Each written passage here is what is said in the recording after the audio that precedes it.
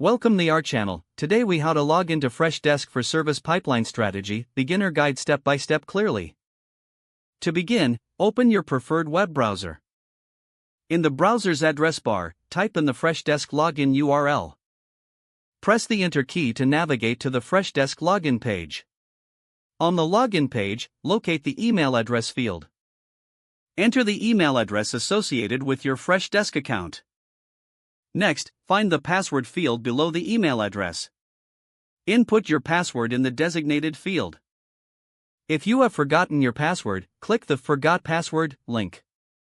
Follow the prompts to reset your password if necessary. Once both fields are filled correctly, look for the Login button.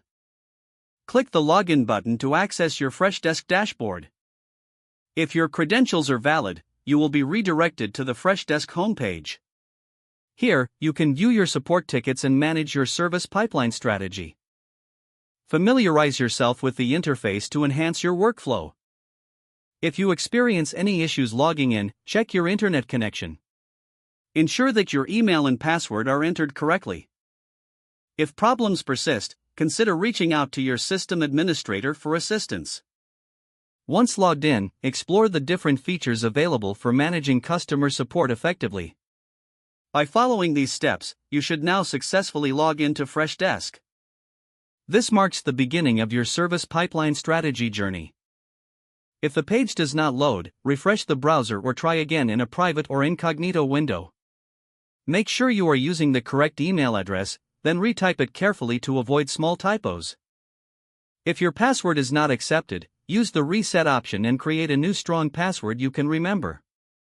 Check your spam folder for verification or security emails, then complete any requested confirmation steps.